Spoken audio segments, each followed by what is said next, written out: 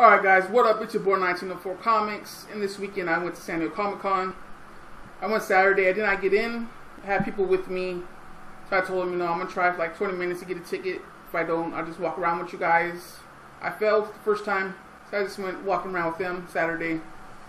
Saturday night though, on Craigslist, I was able to find someone selling a ticket. And luckily they live maybe 5 minutes from my house, so I didn't have to drive halfway, across San Diego to pick it up. So, yeah, so I'll show you what I got from the con. Now, Sunday morning, as I was walking out the door, I was like, you know what?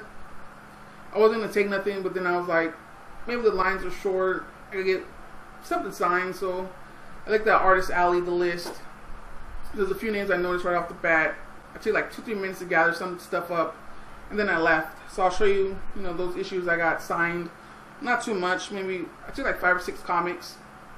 And I picked up 2 comics from one of the artists, and one was given to me, another one I bought there, and I'll show you what I got. Anyways, let's get started. Now, this first booth I went to is one of those, used trades, 50% off type booths, and it was Sunday, so it was extra $2 off, and the dude was a punk. I bought this there. Boom.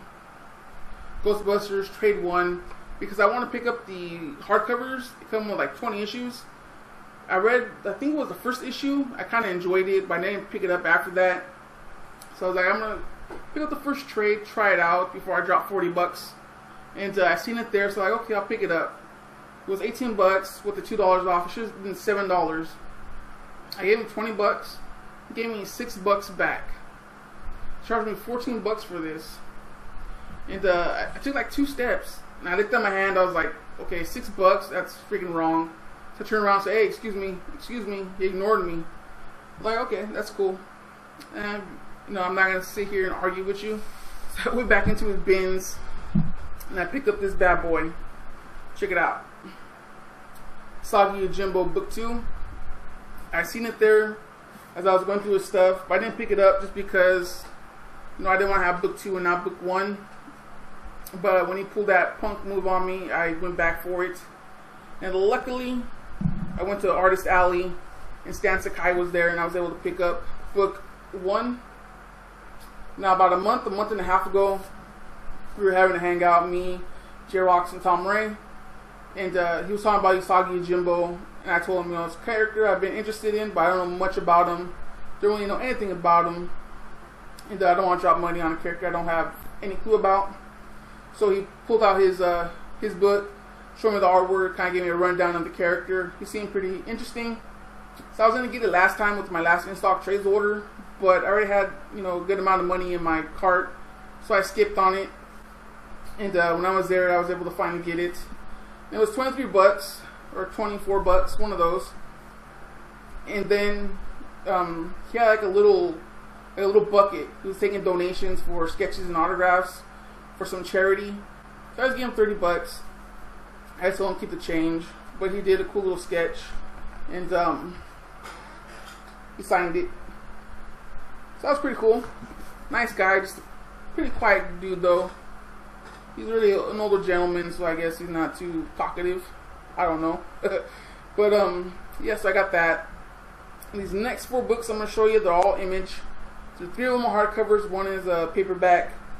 And I have the story for the last 2 books, so let's continue. Show you some of this good stuff. Now this book I wanted to get last year, and I've been regretting it ever since the day I left the con, because I was like, damn, I'm not going to be able to get it in the future. But luckily they had it there again this year, and that is Deadly Class hardcover.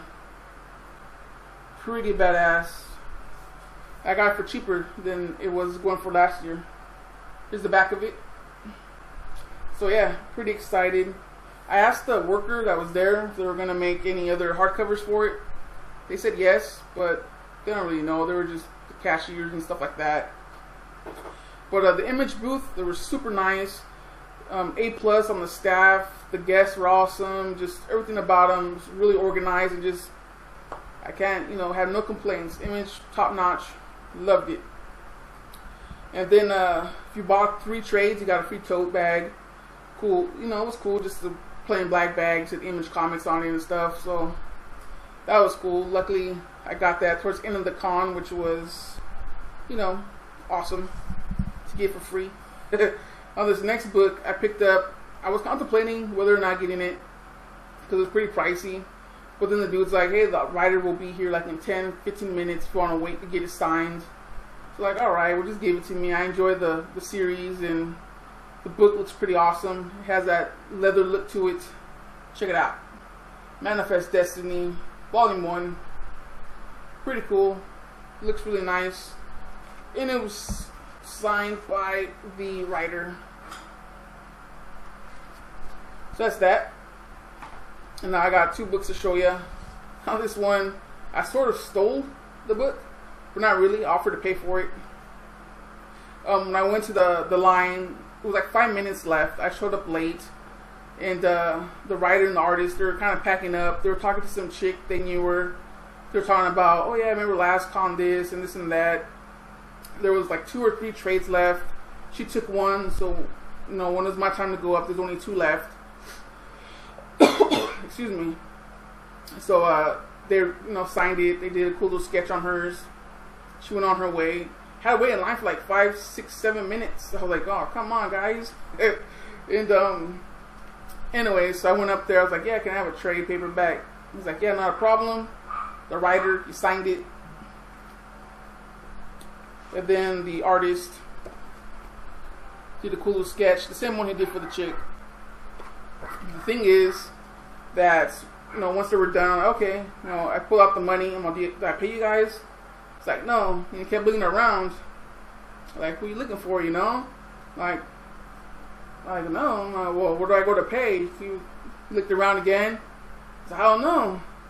Like, well, can I pay you? He's like, no. Like, well, where do I go? He's like, I think over there. He goes, I don't know. And he packed the pieces up and they left. So I'm like, what, can I pay you? And he's like, I don't know. And he kept looking around. Later on, I kind of found out why is because there's a person there who does the money transactions, and that person, I guess, because, you know, it was like 5 minutes left, they left. So I guess that's why. So I kind of stole the book, I guess you can say, but not really. Like, I offered to pay for it 3-4 times. He just kept telling me, you know, he didn't know. So I was like, well, I'm out of here, you know. So I left. And then, what do you call it? I went, after I got that signed, I went to the Skybound little section right next door where they were having their guests go to sign books and stuff. Because Paul, I always get his last name mixed up, Azaqueta, I believe that's how you say it, due for Outcast. He was going to be there at 2 o'clock. I went there, like I said, right after I got the nail biter signed, and I asked the chick, like, do you need a wristband or anything special in order to get a book signed? And she's like, yes. And the guy was like, no, you don't. They went back and forth for like a minute. And the guy finally said, you know what, just come back 15 minutes early and we'll know for sure. So like, alright, cool. So that's what I did. The girl was gone. There was another girl there, and I asked her, you know, do I need a wristband? She said yes. They got the people in line, they had a wristband. So I was like, oh man, whatever. So I kind of pulled my stuff to the side, and you know, I started texting somebody, and then the guy, one of the other guys, not the guy that helped me earlier, he's like, oh, who's trying to look for a wristband? And the chick was like, oh, the guy that's over there. He's like, oh, okay. About 2 minutes passed by, he walked up to me, slammed the table, boom. I was like, what the heck? In my mind, I was like, you don't gotta be a punk. You could have said, excuse me, you know, we need the table or whatever. And then, man, shh. I was like, damn, you being a dick, bro. Like, alright, I'll pack my stuff up. Then he pointed down at the table. I looked down, and there was a freaking wristband right there. He hooked me up. I don't know where he got it from, but he hooked it up.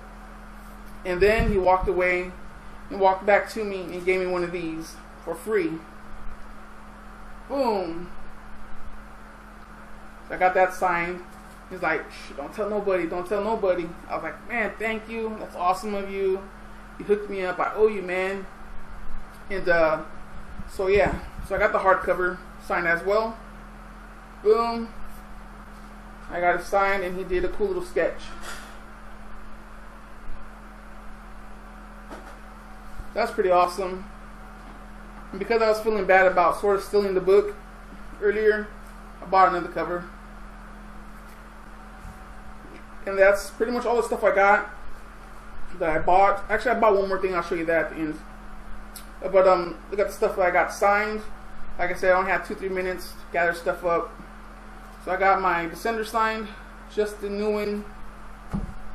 I got Swamp Thing signed by Bernie Wrightson.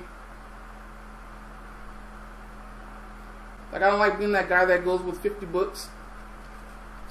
You know, I like to, you know, pick 1 or 2 covers that I like, or, you know, at least the #1 issue.